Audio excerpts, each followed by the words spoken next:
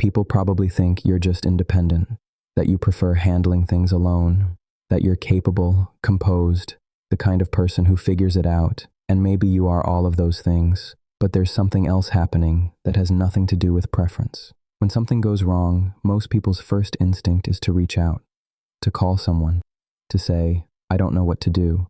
For you, that instinct is either very quiet or completely absent. Not because you don't struggle, but because asking, really asking, feels like crossing a line you're not sure you're allowed to cross.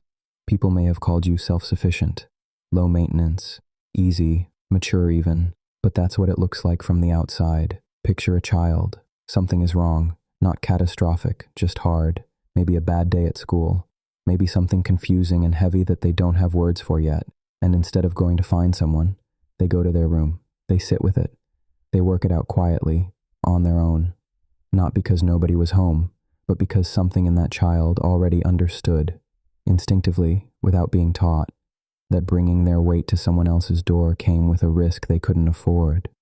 Maybe the adults were overwhelmed. Maybe asking once didn't go the way they hoped.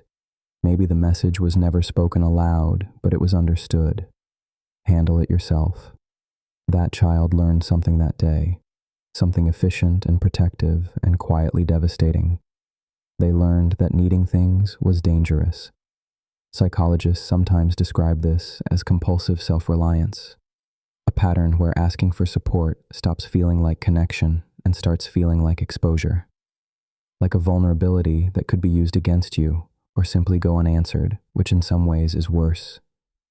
It often develops in environments where emotional needs weren't consistently met, not necessarily through cruelty, sometimes just through absence, through adults who were distracted or struggling themselves, or who praised the child most when they didn't need anything.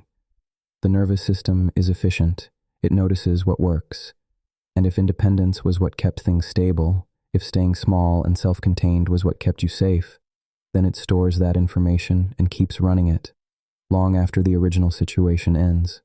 So you become very good at managing things alone. You develop a kind of competence that other people find reassuring. You show up steady.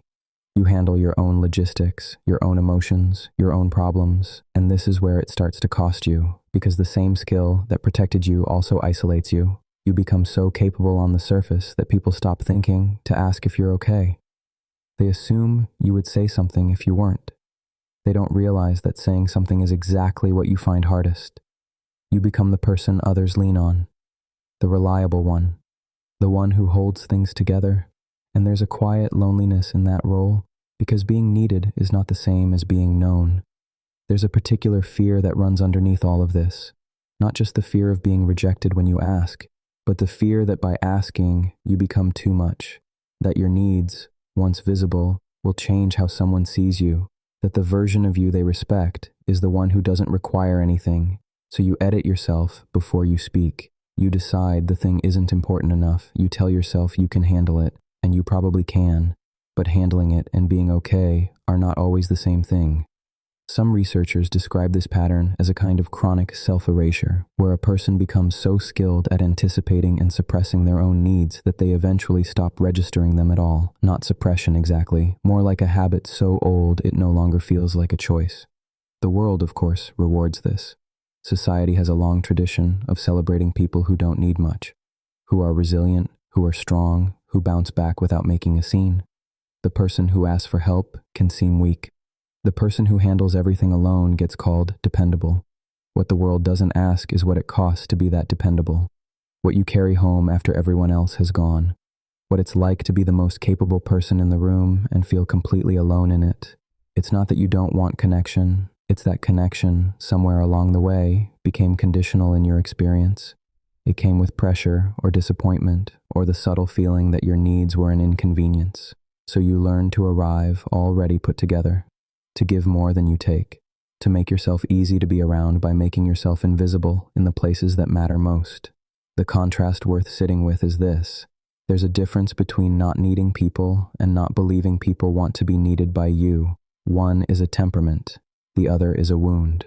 And somewhere in you, There may be a version of yourself that is very tired, not of the work, but of the performance of not needing anything, of always having an answer, of making it look like you're fine because the alternative, letting someone see that you're not, feels more frightening than just continuing to carry it. You are allowed to put some of it down. You are allowed to need things without first proving you deserve the help. You are allowed to be cared for before you've earned it, before you've given something equivalent in return, before you've made yourself useful enough to justify the ask. That is not weakness. That is just being human in a way you were never quite given permission to be.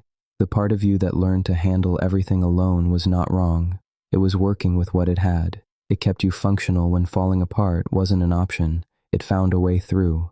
But you are not in the same place you were when that pattern started. And the people in your life who are safe, who would not leave, would not burden you with their reaction, would not make your need about them, they are not the same as the ones who taught you that asking was dangerous. The work is not to become someone who needs help constantly. The work is simply to let the wall come down, occasionally, for the right people. To let someone carry something with you, not because you can't manage alone, but because you don't have to anymore.